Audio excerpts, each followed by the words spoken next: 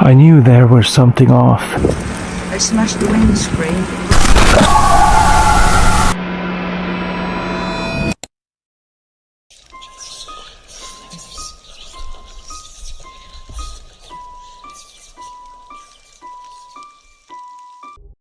Rob Call Nature is a YouTube channel known for immersive, scenic outdoor adventures that often place its host in remote, isolated environments.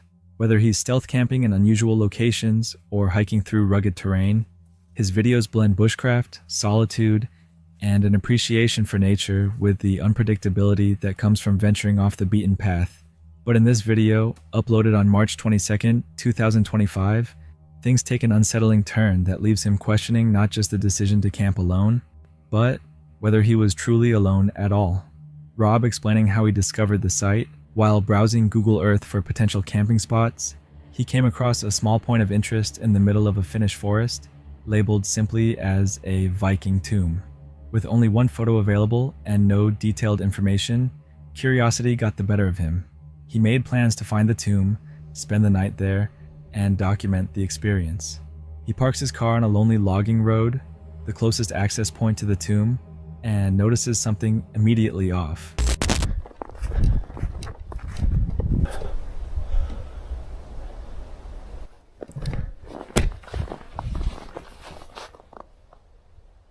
That's weird. Why would they do that? That really bothered me. Why would they take pictures of my car? So, we have to head due west.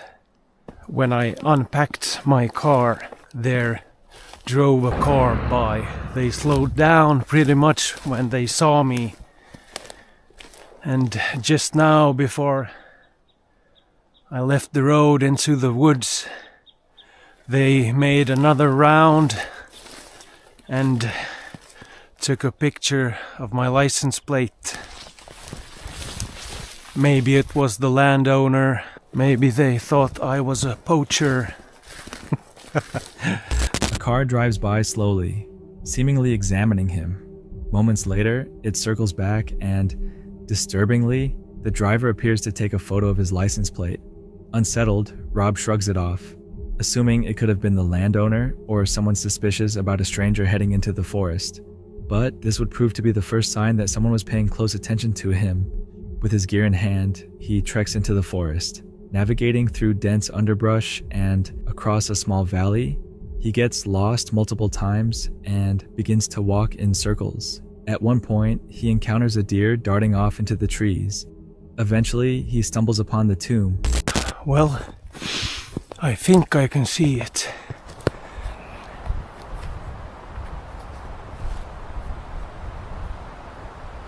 Cool.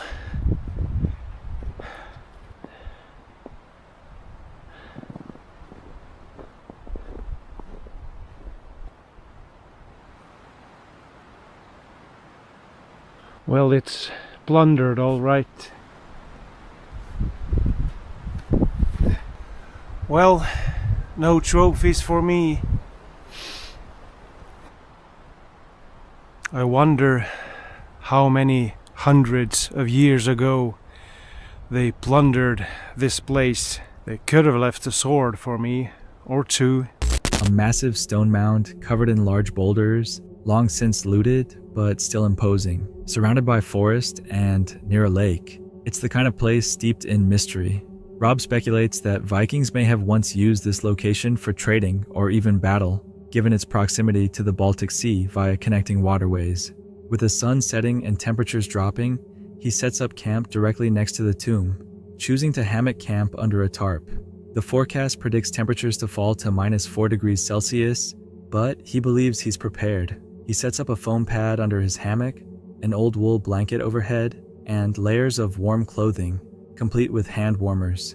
A thermometer shows the outside temperature dipping below -5 degrees Celsius, while inside his setup, it remains just above freezing. The vibe is serene for a while. He settles in for the night with a cold meal and some iced coffee. He watches a movie on his phone under the tarp, remarking that it's not every day you get to have movie night next to a Viking tomb. But the sense of peace doesn't last long. By 11 p.m., He's been lying in his hammock for nearly 4 hours, and the cold is starting to seep in. Despite multiple layers and heating packs, he's shivering uncontrollably. The wind cuts through his shelter, and his hands are freezing. Though not in immediate danger of hypothermia, he makes the difficult decision to end the trip early. He packs up his gear and begins his hike out of the forest. As he navigates his way back to the logging road, he begins to feel a creeping discomfort. It's more than the cold, it's a feeling of being watched.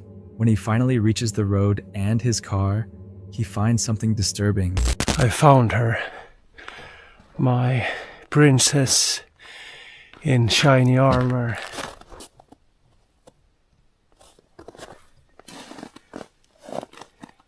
Well, someone has been interested in my car. I knew there was something off. These are not my footprints.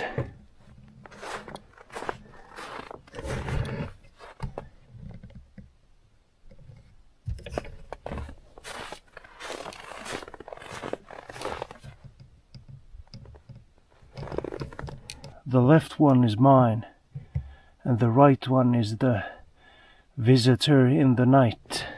When we headed out, someone took a picture of my car. Well, maybe they're as curious as I am.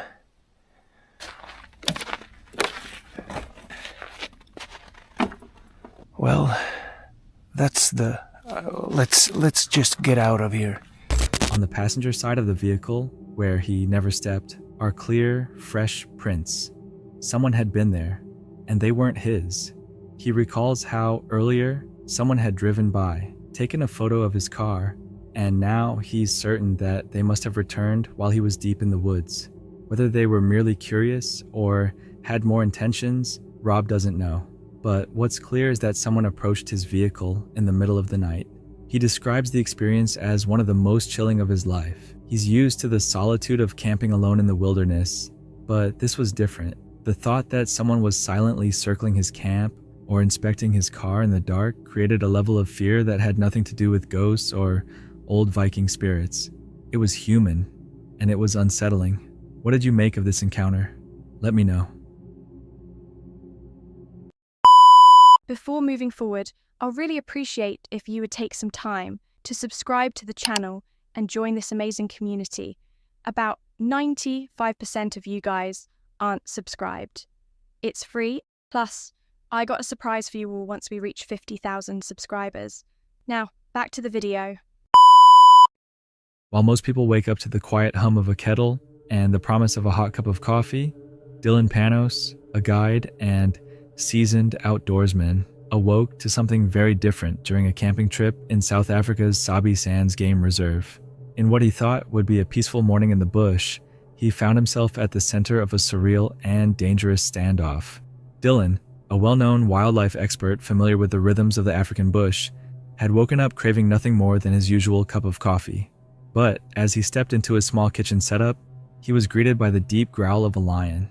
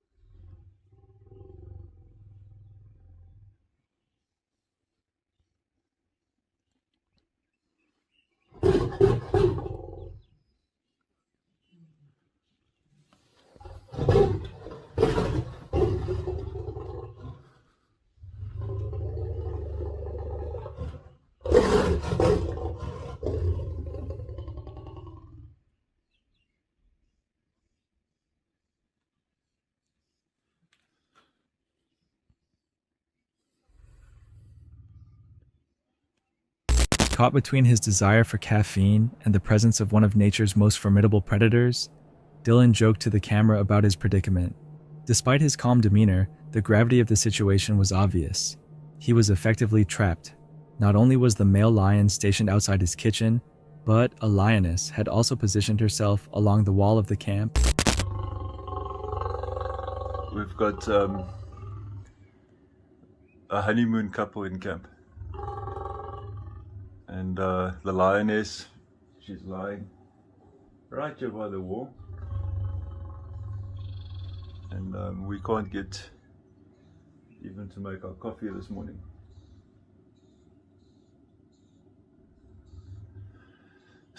Very rude behavior.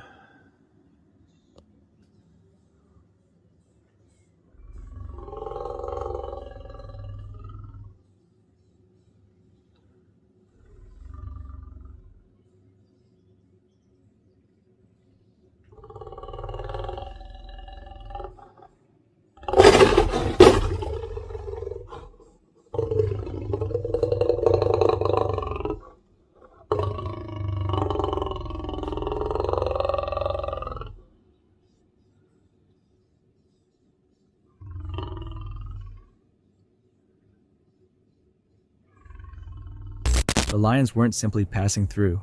The male appeared to be guarding the lioness, while she, uninterested in his attention, lay sprawled against the outer barrier of Dylan's tented kitchen area. He could hear the low vibrations of the lion's roars. At one point, Dylan questioned whether the thin chicken wire fencing surrounding his camp offered any real protection at all. With two apex predators just feet away, even his vast experience in the wild didn't remove the underlying vulnerability of the moment. What should have been a quiet, relaxing morning had turned into a high-stakes standoff between humans and wildlife. For several tense minutes, Dylan waited it out, documenting the entire experience. The male lion remained alert and close, pacing and occasionally locking eyes with Dylan through the thin window panel.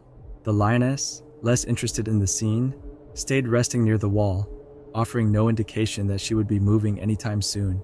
Eventually, however, the lions grew restless and slowly wandered off into the bush, allowing Dylan and the other campers to breathe a collective sigh of relief. The encounter had passed without incident, but not without leaving a lasting impression. While the encounter was never aggressive, it was a stark reminder of how unpredictable life can be in the African wilderness. Even the simplest desires, a warm drink, a quiet morning, can be completely derailed when you're living amongst creatures that command both respect and distance. For Dylan, it was just another day in the wild, though one that ended up being a bit more caffeinated later than expected. But for those watching, it offered a glimpse into a world where the boundaries between man and nature are razor thin, and where even the most routine moments can turn into unforgettable encounters. On November 11th, 2022, the YouTube channel Wizard in the Wild shared one of their most harrowing and emotional experiences in this footage. The channel, hosted by Graham and Ellie, usually features peaceful van life content with their two dogs, Luna and Maya, as they explore the beauty of nature and enjoy the freedom of wild camping across the UK. But on this particular night, while stopping at what appeared to be a quiet and well-reviewed site, an incident happened that would shake their sense of security and leave lasting emotional trauma. The couple had been traveling through Scotland and the Isle of Arran, but with urgent matters at home, they decided to cut the trip short and make their way south. After a long drive, they found a small, peaceful-looking motorhome stop in Altrincham, near Greater Manchester. The site had good reviews, was tucked away among trees, and was conveniently located near the Pennine Way for dog walks. Although they didn't usually like to arrive at a stop after dark, bad weather and traffic left them with no other option. Upon arrival, they took their dogs for a walk, made some dinner, and settled in for the night. Around 1:08 a.m., Ellie was woken by thumping bass from a loud car stereo. The music stopped abruptly, and moments later, an earth-shattering bang rocked the camper van, jolting both of them awake. Just can't believe it. We've just been woken up with a loud bang, and guess you dropped something on the floor there. Or was that glass? 2 bricks, and someone's just smashed Merlin's windows while we were sleeping. So no, we don't recommend this as a place to stop.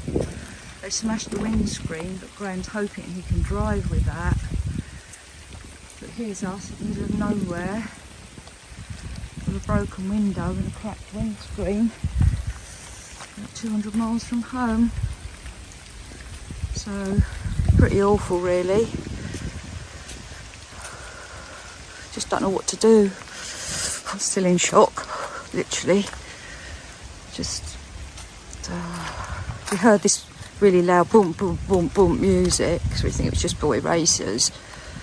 And suddenly the music went quiet, and it was just loud bang, and Graham reckons there was 2 of them, because the bricks hit the van at the same time, and it's pouring with rain. I don't know how we're going to get home. Anyway, I've got to try and sort this out now.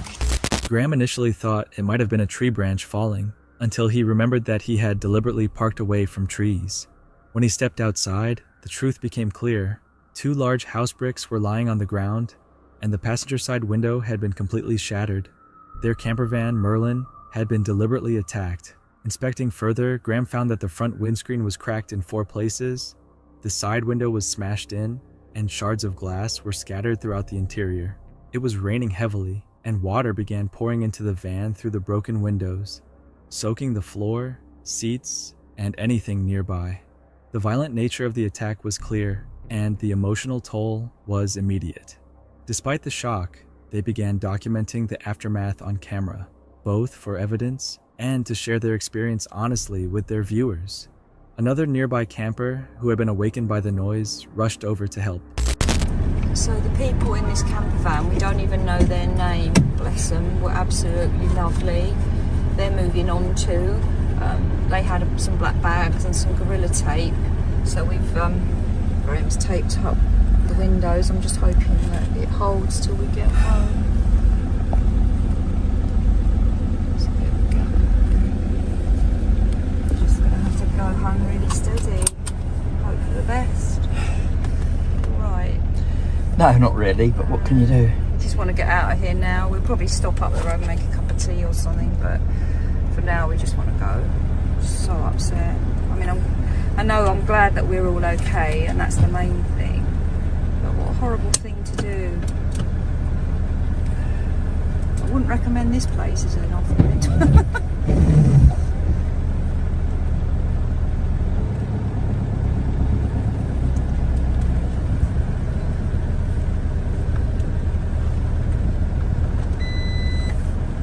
Strangers kindly offered black bags and Gorilla Tape so Graham could attempt a temporary repair to the shattered window, allowing them to drive home. With over 200 miles still to go, Graham cautiously drove the damaged van, keeping speeds under 45 miles per hour to prevent the makeshift repair from blowing out.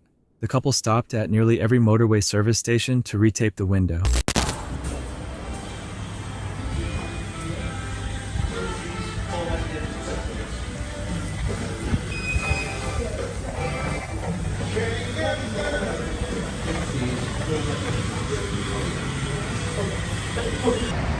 So thanks to Jake, we've managed to make a temporary repair. Thanks Jake, you're a legend mate. So we've made our temporary repair. Well, this is the second temporary repair. I've got just enough room there to see my rear view mirror, so we should be safe to go. We won't be going very fast though. Even though the road was relatively quiet, the constant stress of visibility issues, slow speeds, and the lingering shock of what had happened made the journey grueling. As they made their way home, the emotional impact deepened. Ellie, who lives with PTSD, described Merlin as her safe space, a mobile sanctuary that had allowed her to reconnect with the world. To have it violated so violently left her shaken to the core. She explained how wild camping had brought peace and mental healing, allowing her to reclaim a part of life she thought was lost. Now, all of that felt compromised. In the days that followed, they reflected on everything. Should they continue wild camping? Should they switch to official campsites? Should they sell Merlin altogether? The attack, which they believe was a random act of vandalism by local youths, left not only physical damage to the van, but psychological damage to them both. Ellie described how even seeing strangers near the van now triggers anxiety. They no longer felt confident parking in areas that once brought them comfort and joy. They both expressed frustration and helplessness. The stop had been carefully chosen through a trusted app, the reviews were positive, and there were no warning signs of danger. The only regret was arriving after dark, which prevented them from seeing if there were any signs of trouble. But ultimately, they did nothing wrong. the attackers were to blame. The couple has since repaired the windscreen and side window. Insurance has been helpful, and their van is safe to drive again, but emotionally, they're far from healed. They've contemplated changing how they use the van, perhaps only using it for day trips or sticking to certified sites, but even that doesn't feel quite right. Ellie confessed that she felt robbed of something incredibly precious, the joy of being deep in nature, retreating into a warm, safe space afterward, had been stripped away in an instant. Graham echoed those thoughts, recalling how jumpy and suspicious he's become. Wary even when taking the dogs to the park or passing strangers in public. The couple was honest in saying they haven't decided what to do next. Their story wasn't meant to discourage others from enjoying van life or wild camping, but rather to show that these incidents, while rare, are real, and that it's okay to talk about the emotional aftermath when something goes wrong. This encounter changed them, and perhaps their entire approach to van life forever. Kev Goes is a YouTube creator who shares his passion for outdoor adventure through hiking, fishing, and camping, often immersing himself deep in the wilderness to reconnect with nature and push his comfort zone. Over time, he's become familiar with solo expeditions, tackling everything from rugged terrain to unpredictable weather. But in one particular video, Kev set out to complete a new challenge, an overnight stay alone in the forest under a simple tarp shelter, which, while peaceful at first, turned into something far more unsettling. The footage shows Kev's solo tarp camping trip in a remote section of forest he accessed by bike. Carrying only the essentials, he arrived at a mossy clearing, ideal for laying down his tarp between two trees. The sun was still up as he secured his shelter and prepared his site for the night ahead. Though the forest was dense and isolated, it had a calming stillness to it. The campsite was situated just off an ATV trail, and while it was on Crown land, meaning legally accessible, he hadn't expected much, if any, human activity nearby. As the evening progressed, the temperature dropped. Kev decided against making coffee so late, knowing it might interfere with his sleep, and instead focused on cooking a simple stir-fry meal while the last light of day faded from the sky. Not far in the distance, the sound of ATV engines broke the silence briefly. There are some ATVers not too far away. I don't know if you can hear them or not, but they just started and they started whooping it up a little bit. It's Crown land here, so there's not much I can do about it.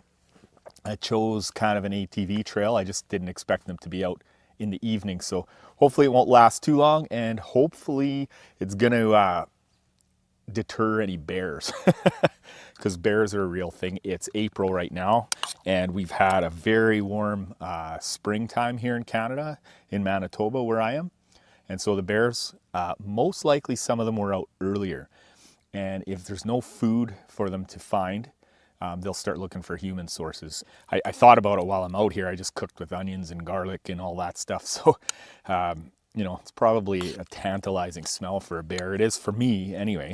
It seemed a few riders were still out enjoying the trails, their engines and laughter echoing faintly through the trees. Kev took it in stride, assuming the presence of others might help deter any nearby wildlife from venturing too close. Once dinner was finished, he readied his bedding and settled into his sleeping bag under the tarp. The forest around him slowly quieted, and soon the only sounds were the distant rustling of leaves and the occasional creak of tree trunks shifting in the breeze. The darkness wrapped around the tarp like a heavy curtain, and Kev let his thoughts wander in the stillness. For someone used to nature's rhythms, this was supposed to be peaceful, but the deeper the silence grew, the more amplified every small sound became. At first, it was easy to chalk up the unfamiliar creaks and rustles to trees shifting or distant wildlife. But over time, the sense of isolation began to morph into something more alert, almost anxious. The forest remained calm until well past midnight, when suddenly the atmosphere shifted. Kev was jolted awake around 12:30 a.m. by a high-pitched, piercing scream that sliced through the stillness.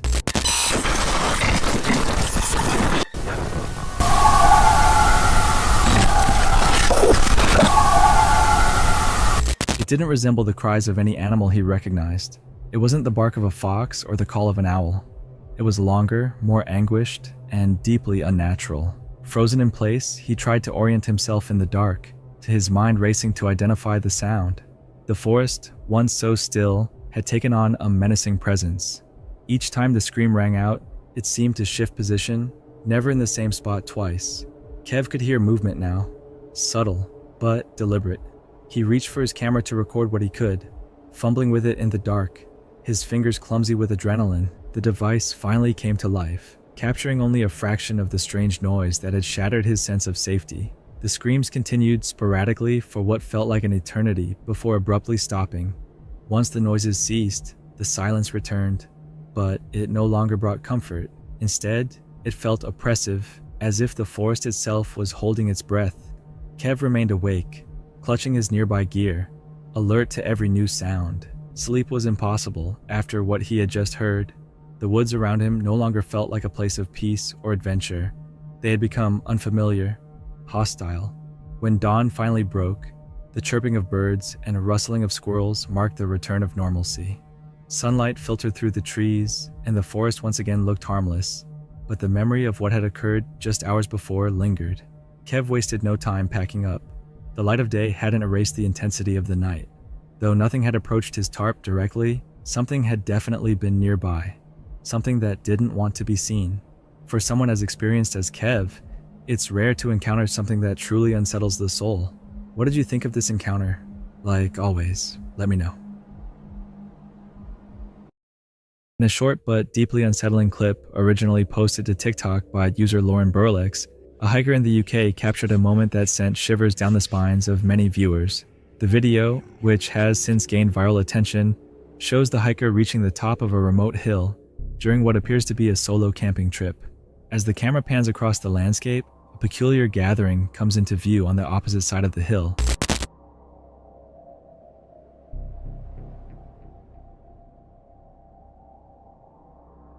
In the clearing below, a group of adults dressed entirely in white stand in a perfect circle, with two normally dressed children positioned in the center. The entire scene is eerily quiet and unusually choreographed, prompting the hiker to start recording and share the clip with the internet. The footage is brief, lasting only a few seconds, but the atmosphere it conveys is nothing short of chilling. Many identified the group as modern-day druids, practitioners of contemporary Celtic spirituality known for holding nature-based rituals and ceremonies. According to these explanations, the gathering was likely a peaceful, spiritual event that had nothing to do with anything sinister. Still, not everyone was convinced. The visual alone, a stark white circle of robed figures surrounding children, struck many viewers as deeply unsettling, regardless of the group's intentions. While it may have been benign in nature, the strange scene unfolding in such a remote location added a layer of tension that made it hard to shake off.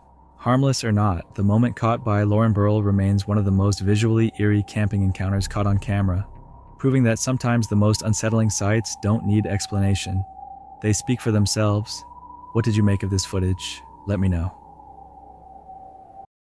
On December 19th, 2021, the host of the YouTube channel Hike Slam Phil went on what was intended to be a peaceful solo hike and overnight camp on a section of the Appalachian Trail in Virginia.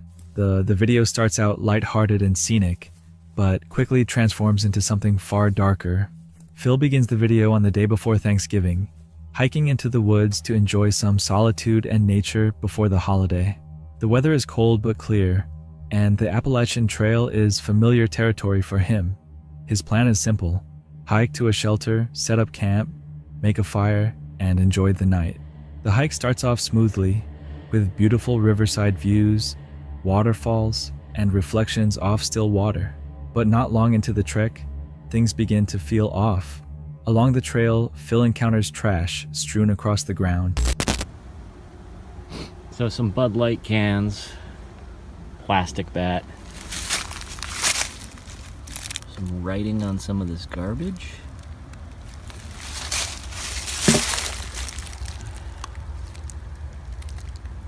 This one. Hangman is coming down from the gallows. Song lyrics.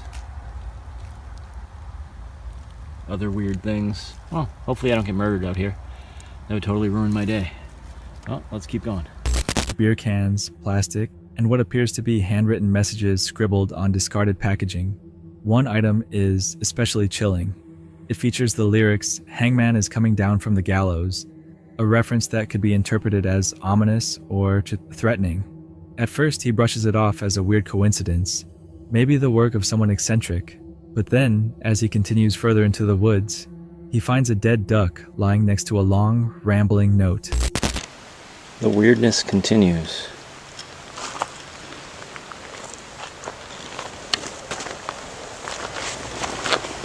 What the hell?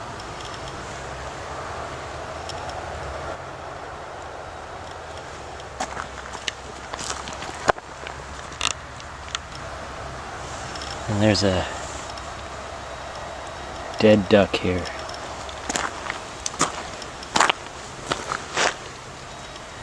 A very long note.